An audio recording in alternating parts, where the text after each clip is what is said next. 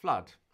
In the book of Genesis, chapters 6 to 8, we have a story that many of us will remember from childhood, the story of the flood, in which the Lord reveals to Noah his plans to destroy the world that then was.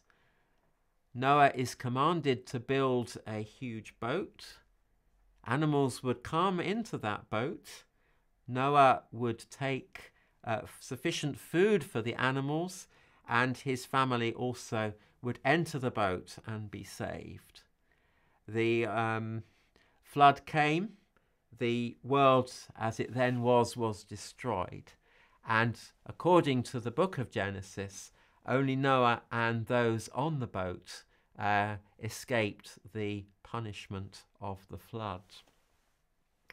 The flood story is something that we can trace in many parts of the world.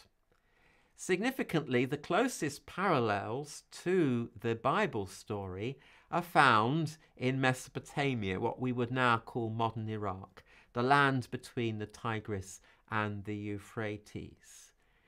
We can trace accounts of the flood back to the 17th century BC. The earliest version is called the Atrahasis-epic, and it was copied for at least 1,000 years in Mesopotamia. In the 7th century, a version was made in Nineveh, and it was this text that in the middle of the 19th century aroused great interest, as it was discovered that this text has a number of similarities to the account of the flood found in the book of Genesis in the Old Testament. In the Bible account, the hero is Noah. In the Babylonian account, the hero is given a different name, that of Atrahasis, which means exceedingly wise, or Utnapishtim, he who found life. The boat is different in both accounts. In the Genesis account, the boat has dimensions of 300 cubits long, 50 cubits wide, and 30 cubits high. That would make the boat about 130 meters long. It has very stable proportions of 6:1. This, incidentally, is the proportion used in modern liner construction. The Babylonian boat was a perfect cube, 120 cubits. It was divided into 7 stories, vertically arranged into 9 sections. In the Bible account, in the book of Genesis, there are 3 stories.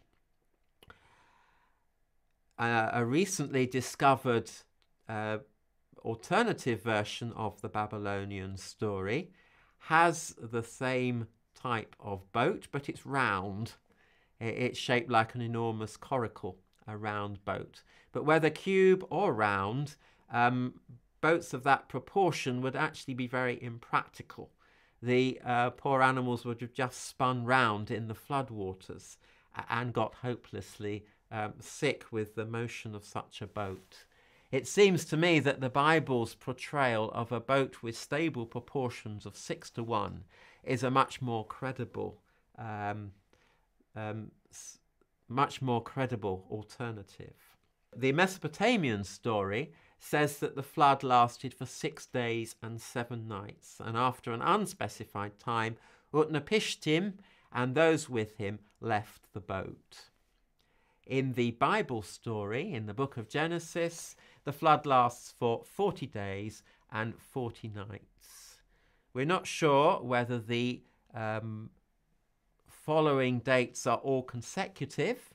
Some may be happening at the same time, but if we do take it as a consecutive account, the total time of the flood, or the time that the people were on the boat, comes out at 371 days, which is considerably longer. The book of Genesis says that the ark or the boat came down on one of the mountains of Ararat.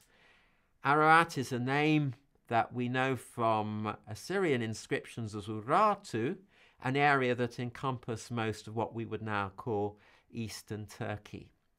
In the Gilgamesh account, the boat comes down on a mount called Nimush, earlier read Nitzir. We don't really know where that was. It may have been in the same general area of eastern Turkey, but it has a different name. And perhaps most significantly, if we do compare the two accounts, are the birds that are sent out at the end.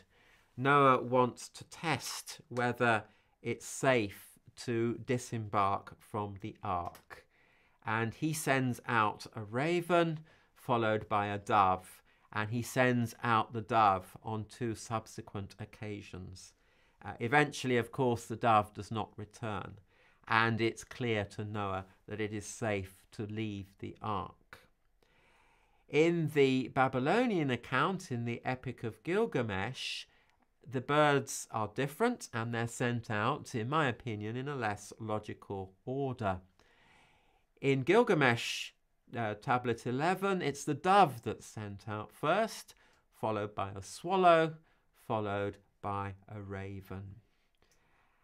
It seems to me that if we are to judge of which of the two of those accounts is the most plausible, it's the Bible one that actually is more plausible and should be given greater significance.